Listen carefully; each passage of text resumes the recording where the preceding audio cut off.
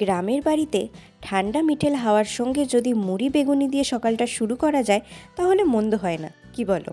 আর তারপরের মেনুতে যদি লুচি ছোলার ডাল থাকে তাহলে তো আর কথাই নেই, কারণ দিনটা ছিল অষ্টমী। আর আমাকে দেখেই বুঝতে পারছো একদম অষ্টমীর প্রিপারেশন নিয়ে সেজে ফেলেছি। মনে আছে আগের ব্লগে দেখিয়েছিলাম আমরা কাশীপুর গেছিলাম, তো কাশীপুরে সপ্তমীটা কাটানোর পর এবার আমাদের ফেরার পালা। কাশীপুর থেকে সবার কাছ থেকে বিদায় নিয়ে আমরা বেরিয়ে পড়লাম বিষ্ণুপুরের উদ্দেশ্যে। যাওয়ার পথে জয়পুরের রিলেটিভদের বাড়ির থেকে কিছু ইম্পর্টেন্ট কাজ মিটিয়ে আমরা বেরিয়ে পড়লাম বিষ্ণুপুরের জন্য। বিষ্ণুপুরে যখন পৌঁছালাম তখন প্রায় ঘেমে নেয়ে এক আমি। দাঁড়াও এক্ষুনি সেজে চলে আসছি। আরে না ম্যাজিক নয়, আমি একটু রেস্ট নিয়ে বিকেলবেলার জন্য তৈরি হয়ে নিয়েছি। আজকে অষ্টমী বলে কথা, তাই সবার সঙ্গে তো একটু ঘুরতে বেরোতেই হবে। এবারের পুজোটা কিন্তু অন্য জায়গায় অন্য মানুষদের সাথে এবং একটু অন্য রকমভাবে কেটেছে আমার। যাই হোক, বেরিয়ে পড়লাম বিষ্ণুপুরের ঠাকুর দেখতে। এখানকার ঠাকুর, প্যান্ডেল, সাজসজ্জা, লাইটিং কোনো কিছুই কিন্তু কলকাতার থেকে কম নয়। মানুষের উৎসাহ দেখেছো, প্রচুর মানুষ বেরিয়েছে। তবে কলকাতার মতো ঢলটা হয়তো এখানে অতটাও নেই। এখানেও কিন্তু একটা বুর্জ খালিফা তৈরি হয়েছিল, কি ভালো লাগছে না? চলো সামনে থেকে গিয়ে দেখি।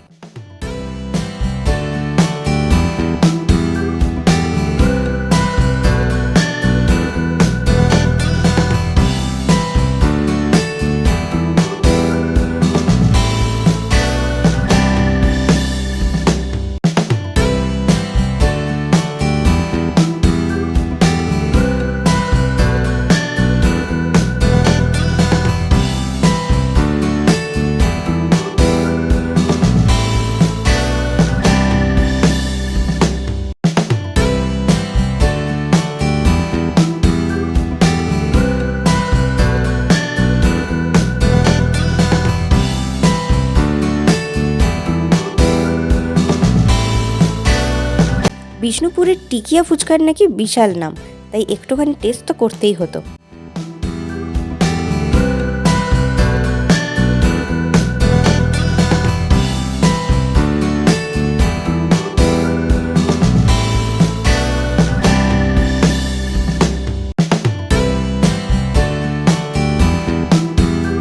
গার্নিশিং দেখে তো বেশ ভালো লাগছে।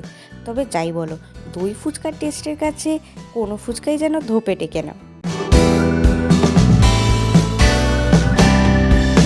দেখতে গেলাম ছিন্নমস্তা মন্দির।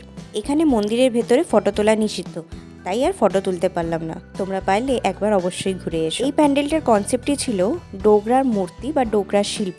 কি সুন্দর করে পাশে সাজানো দেখো ডোগরার মূর্তিগুলো, কিন্তু এগুলোর কিন্তু বেশ দাম রয়েছে। সবাই জানো আশা করি ডোগরা শিল্প প্রচুর দাম।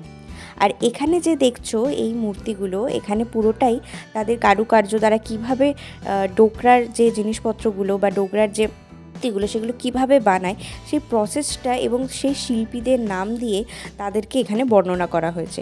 খুবই ইন্টারেস্টিং, খুবই সুন্দর। বিষ্ণুপুরে গেছি আর কিছু মাটির মূর্তি বা মাটির জিনিস কিনবো না তা কী করে হয়। এখান থেকে কিনলাম একটা শিবের মূর্তি আর এই দুটো ঘোড়া, ভীষণ ভালো লেগেছিল। তাহলে চলো আজকের মতো ব্লগটা এখানেই শেষ করি। ভালো লাগলে একটা কমেন্ট আর একটা লাইক করে দিও, আর সাবস্ক্রাইব করতে ভুলো না। টাটা।